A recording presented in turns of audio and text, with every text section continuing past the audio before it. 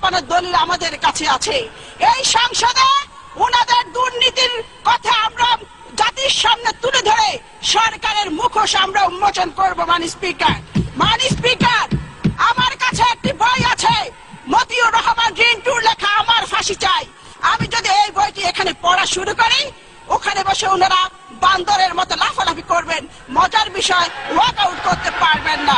মাননীয় স্পিকার, সম্প্রতি 4টি সিটি কর্পোরেশন নির্বাচনে 18 দলীয় প্রার্থীর বিপুল বিজয় ঘোষণা করছে বাংলাদেশের আগামী দিন নিপীড়িত নির্যাতিত মানুষের নেত্রী বেগম খালেদা জিয়া। মাননীয় সদস্য, আমি আপনাকে 270 বিধি অনুসরণে বক্তব্য রাখার অনুরোধ জানাচ্ছি। আওয়ামী লীগের সবচেয়ে বড় শত্রু আওয়ামী লীগের নেতা নেত্রীদের জিহ্বা। সংখ্যাগরিষ্ঠ মুসলমানের দেশ এই বাংলাদেশ। এটি বাংলাদেশের পার্লামেন্ট, এটি ভারতের পার্লামেন্ট নয়। গত 20 জুন একজন সংসদ সদস্য ফেন্সিডিল ইয়াবা খেয়ে এখানে দাঁড়িয়ে আমাদের নেত্রীর পরিবার নিয়ে নিকৃষ্ট বক্তব্য রেখেছেন। এই বক্তব্য কুৎসিত, নোংরা, অন্ধকার জগৎ থেকে উঠে আসা নর্দমার কীটের পক্ষে সম্ভব। মাননীয় স্পিকার, এই অসত্য, নিকৃষ্ট, কুরুচিপূর্ণ, অমার্জিত বক্তব্যের জন্য তাকে জাতির কাছে ক্ষমা চাইতে হবে।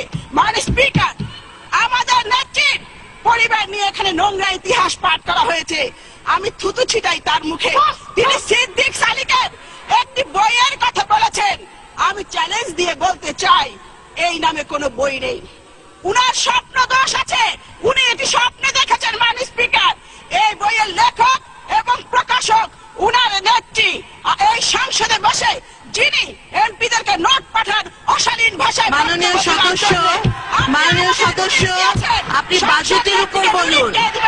বাজেটের উপর বলুন। এক নম্বর ব্যক্তি যদি ঠিক হয়ে যায়, আমরা সকলে ঠিক হয়ে যাবো। মাননীয় স্পিকার, যিনি আমাদের নেত্রীর পরিবার নিয়ে এখানে কুৎসারটনা করেছে, তিনি পলিটিক্যাল প্রস্টিটিউট। মাননীয় স্পিকার, কলকাতা সিভিল কোর্টের উকিল ছিল মিস্টার চণ্ডী দাস।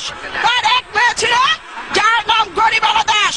চণ্ডী দাসের সহকারী উকিল মিস্টার অরণ্য কুমার চক্রবর্তী চণ্ডী দাসের কলিকাতাস্থ বাসায় নিয়মিত যাতায়াত করত। সেই সুযোগে গরিবালার সাথে অরণ্য কুমার চক্রবর্তী অবৈধ সম্পর্ক গড়ে উঠে গরিবালা গর্ভবতী হয়ে পড়ে।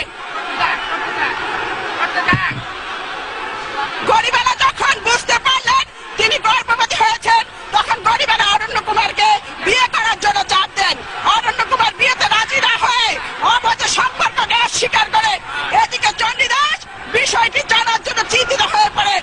এরই মধ্যে গরিবালা 12/12/1920 তারিখে একটি পুত্র সন্তানের জন্ম দেয়। তার নাম হয় দেবদাস চক্রবর্তী। চণ্ডী দাস অরণ্য কুমারকে গরিবালাকে উঠিয়ে নিতে চাপ দিতে থাকে, কিন্তু অরণ্য কুমার রাজি হন না। মাননীয় স্পিকার, এরই মধ্যে দেবদাসের বয়স 2 বছর উন্নতি হয়। চণ্ডী দাস হতাশাগ্রস্ত হয়ে পড়েন, ভীষণভাবে অস্বস্তি বোধ করেন। মাননীয় সদস্যবৃন্দ, আপনারা একটু শান্ত হন। মাননীয় সদস্য,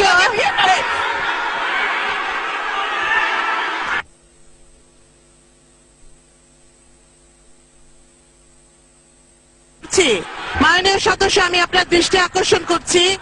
মাননীয় সদস্যবৃন্দ, আপনারা বসুন। বসুন, সবাই বসুন। বসুন।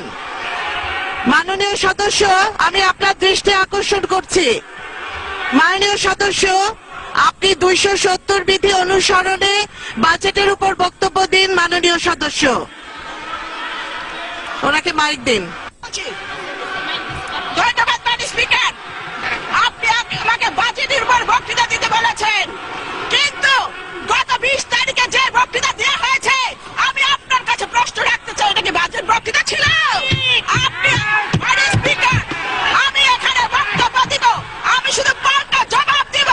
আমি বাজেট নিয়ে অবশ্যই বলবো। মাননীয় স্পিকার, আর আপনি আমার শব্দের মধ্যে এক্সপ্রেস করার মতো কোনো শব্দ পাবেন না। মাননীয় স্পিকার, লেট মি সে, মাননীয় স্পিকার, জনাব মাল মুহিত যে বাজেট দিয়েছেন, এই বাজেট এদেশের মানুষের হতাশা ক্ষুব্ধ হৃদয়ে বেদনার দীর্ঘশ্বাস। মাননীয় স্পিকার,